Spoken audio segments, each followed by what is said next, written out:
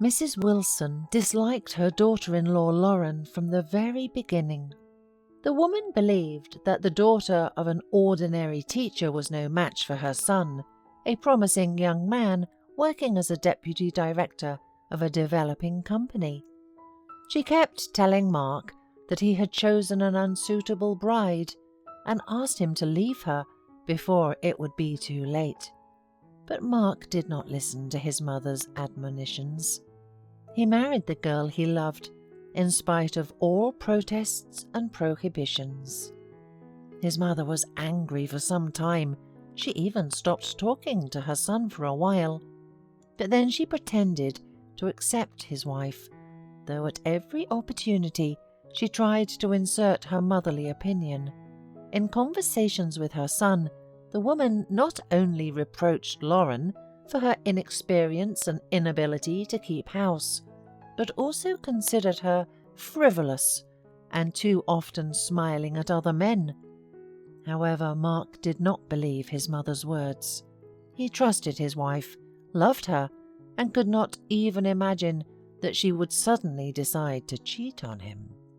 One day, Lauren came back from her mother and sat down next to Mark with a sad expression on her face. "Is something wrong?" he said worriedly. "You see, Mum was supposed to go to the resort with Melanie, but her boss didn't let her go from work. My sister was so looking forward to this trip, so dreamed of the sea, and now," Lauren sighed, "Mum asked me to go with my sister. But your opinion is critical to me. What do you think about it?" "Well, you have scared me," exhaled Mark with relief. "Of course, go. It will be useful for you too, to get some sea air." Lauren joyfully hugged and kissed her husband. She said she would miss him very much, and once again thought to herself how lucky she was to have him. A week later, Lauren left with her younger sister to rest, and Mark immediately began to miss his wife. The apartment became too empty without her. It seemed that he lost a part of himself. Mark's mother often called him, making all sorts of ugly hints. "Why don't you visit her, Mother? Maybe she needs help. Or maybe you're afraid that you'll come to them and her sister will open the door for you. I've lived enough in the world, and I wouldn't be surprised if your Lauren went on vacation with a man, perhaps even with her boss." Mark was angry at his mother for such talk, threatened to stop communicating with her if she would not stop insulting his wife. But doubts still settled in his soul. One day Mrs. Wilson sent her son a picture that Lauren had posted on her social networking page. "Take a close look at your wifey." Mark was just at work, so he caught a glimpse of the smiling Lauren and was about to put his phone away when suddenly he noticed something that made his smile disappear. He saw the photographer's shadow. The clear male silhouette meant only one thing. It was not Lauren's sister who took the picture, but a man. Mark hardly waited until evening, knowing that Lauren would call as usual. When the call rang, he flinched, terrified to hear the truth that she could crush him. "Honey, I have news for you," shouted Lauren joyfully. "I'm pregnant." "Who took that last picture?" asked Mark dryly, not paying any attention to his wife's words. Lauren stopped speaking in unpleasant surprise, not understanding why her husband had such a strange reaction. Meanwhile, Mark was no longer even sure that Lauren's child was from him. "Melanie, of course," Lauren replied confidently in the end. "Really?" "Yes, my mother was right, you sneaky liar. Forget your way here, and I'll send your things to your mother's by mail," shouted Mark, and turned off the phone. Lauren did not understand what had happened to her husband. She was hurt and offended, but she tried to hold back her tears so as not to upset her sister. When Melanie fell asleep, The woman stepped out onto the embankment and let her tears well up. She waited for her husband to call to apologize, but the phone was silent. Lauren's head was spinning, and tears rolled like large hailstones from her eyes. The woman could not believe that all this had happened to her. When she came back from the resort, she tried to talk to her husband, but he made it clear that he did not want anything to do with her. Thinking that Mark was afraid of the responsibility of the baby and decided to get rid of them in this unsophisticated way, Lauren chose to back off. She determined that in any case she would give birth and raise the child herself and do everything to ensure that he did not need anything. A year and a half passed. Lauren was walking in the park with her son, who was quietly dozing in his baby stroller. The woman thought about Mark again. During all this time, her ex-husband had never even called to ask about the baby. She herself had forgiven him long ago, because despite the unhappy ending to their story, they also had beautiful moments. She was distracted from her sad thoughts by a question from a strange man. "Excuse me, may I take your picture? I can't go on living in peace if I don't capture such beauty. My name is Robert, by the way." "Lauren," the woman replied, embarrassed, and smiled. After divorcing his wife, Mark's life did not work out. At work, he began to poorly cope with his duties, and finally he was demoted, explaining that he should not count on more. Mark understood that he would never be the same after his wife's betrayal. At first, he withdrew into himself, and then he began to change women one after another, until his mother found him what she thought was the right match for him.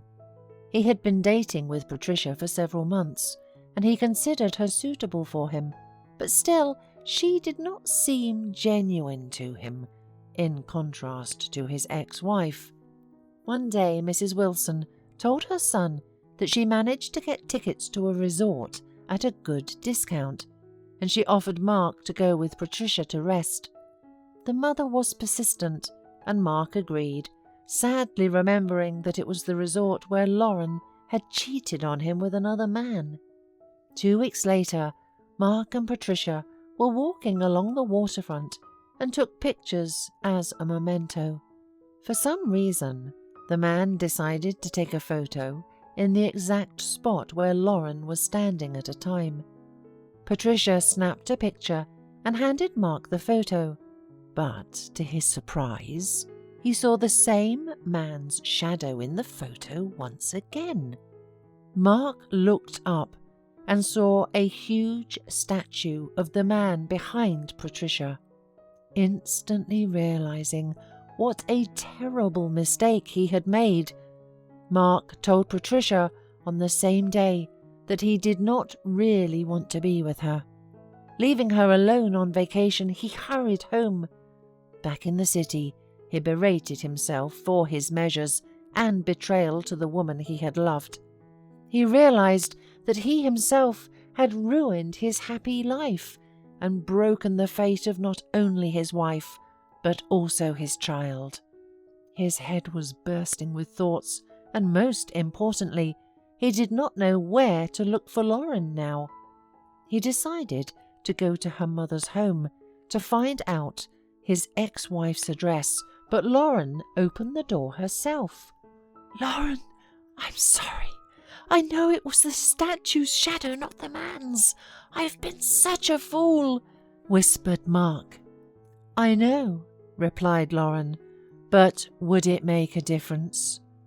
At that moment, 2 boys, ages 5 and 3, ran out into the hallway. Lauren asked Robert to keep an eye on the children, and she went out to the staircase, shutting the door behind her.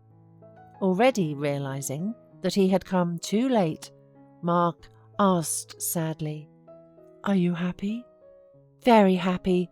Robert is a great husband and his mother is a wonderful woman who loves me and the children very much.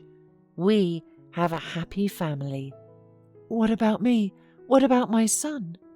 Lauren grinned and reminded her ex-husband that he hadn't even thought of his son in all that time, and Robert had become a real father to him, and the boy knew no other. "You will hurt him the way you once hurt me. Don't do this, Mark, for the sake of the child, please." Mark lowered his head. At that moment, the door opened ajar, and Lauren's mother looked out onto the set. "Honey, everything's ready. Let's go set the table," said the woman affectionately. "Yes, I'm coming," Lauren responded warmly, and turned to Mark. "Thanks, but we don't need anything," she said dryly toward her ex-husband and slammed the door in his face like he was some annoying salesman. Lauren was really happy. She was in love with Robert, and he loved her. His mother never interfered in their relationship, respecting and accepting her son's choices. Although Robert and Lauren had a mutual son, Robert loved the elder son no less. He kept repeating that the father was not the only one who gave birth, but the one who raised the boy into a real man by becoming a father and a best friend. On the other hand, Mark was left with a broken heart. He knew he had made a mistake for which he would have to pay for the rest of his life, but he did not realize that it was he himself who had allowed his mother to sow doubt in his heart, and it gave him bitter fruit. Mark heard what Lauren wanted to tell him. Once he had already betrayed her and his child, whom he had so easily abandoned, so he had no right to intrude into their lives now.